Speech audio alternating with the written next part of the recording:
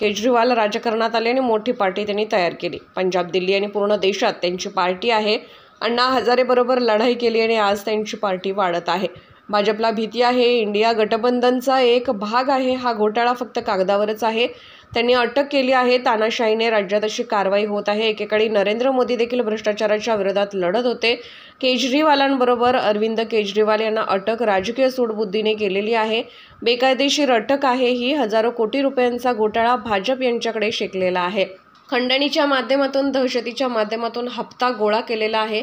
Bharatiya Janata party स्वतःला मोठी समजत आहे। गोवंश हत्या बंदी मोठे आंदोलन केले, आपल्या लोकांना मॉब ब्लिचिंग केले, गाय मांस बाबत देखील पैसे उकळले आहे। कोणती कंपनी आहे ते मी सांगेल। लिकर घोटाळा, अनेक लोक जेलमध्ये गेले आहेत। मनी लॉन्ड्रीचा खटला पाहिला तुमच्या अध्यक्षांवरती झाला पाहिजे। लोकांचं लक्ष विचलित करण्यासाठी केजरीवाल यांना अटक करत आहेत। भाजप विद्यमान मंत्री यांना अटक करत आहेत। देशात भ्रष्ट सरकार तुमचं आहे। जे भ्रष्टाचार करतात त्यांना मंत्री करतात, ते कोणालाही अटक करू शकत नाहीत। मोदी आणि अमित शहा यांना ज्यांच्यापासून भीती आहे त्यांना ते अटक करू शकतात। निवडणूक हरण्याची, उठाव होण्याची त्यांना भीती, त्यामुळे सर्व नेते तुरुंगात टाकत आहेत। एकाळी नरेंद्र मोदी सुद्धा भ्रष्टाचाराच्या विरुद्ध भारतीय जनता पक्ष लढत होता ना, केजरीवाल बरोबरच। अरविंद केजरीवाल यांची अटक पूर्णपणे बेकायदेशीर, घटनाबाह्य आणि राजकीय सूडबुद्धीने केलेली अटक आहे। पूर्णपणे बेकायदेशीर, घटनाबाह्य आणि राजकीय सूडबुद्धीने केलेली अटक आहे। ज्या प्रकारचे निवडणूक रोखे घोटाळा भारतीय जनता पक्षावर शेकलेला आहे, हजारो कोटी रुपये खंडणीच्या माध्यमातून, हप्ता वसुलीच्या माध्यमातून, दहशतीच्या माध्यमातून गोळा केले गुन्हेगारांकडून। इतकंच कशाला तुम्ही भारतीय जनता पार्टी स्वतःला हिंदुत्ववादी समजलेले आहे। केजरीवालजी आता गेले आहेत, त्याच्या आधी मनीष सिसोदिया, संजय सिंग, कविता। भारतीय जनता पक्षाचे निवडणूक रोखे चेक करा।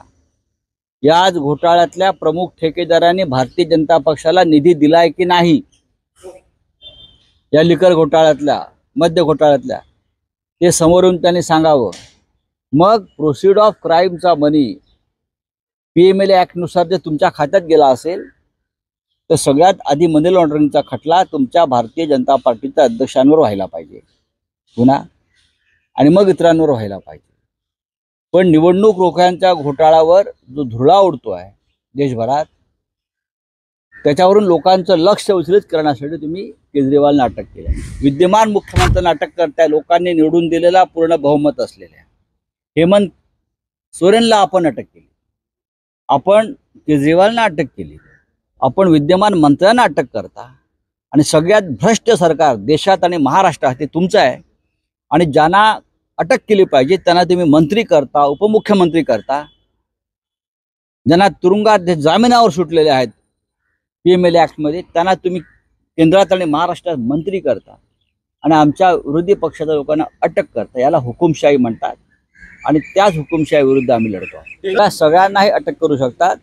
स्वातंत्र्यपूर्व काळात ब्रिटिशांना लोकमान्य टिळक, भगतसिंग, राजगुरू, बरं का, लाल बाल पाल, वीर सावरकर, या सगळ्यांची भीती वाटत होती। म्हणून ब्रिटिशांनी त्यांना तुरुंगात टाकलं किंवा फासावर लटकवलं।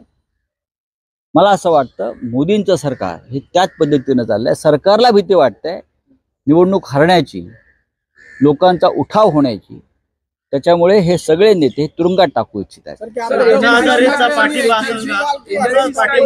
अण्णा हजारेंना आधी जागा करा, कुठे आहेत तिथे अण्णा हजारे जे आहेत, बरं का। आता मला माहीत नाही कुठे असतात ते। एकेकाळी त्यांचं आंदोलन होतं या सगळ्या विरुद्ध। आता या क्षणी मला ते कुठे हरवले आहेत मला माहीत नाहीत। मी त्यांच्याशी चर्चा करू, दिल्लीतल्या प्रमुख नेत्यांशी, नाना पटोलेंशी। त्या संदर्भात, सांगली संदर्भात सविस्तर चर्चा झालेली आहे। नाना पटोले हे आमचे मित्र आहेत, काँग्रेस पक्षाचे अध्यक्ष आहेत।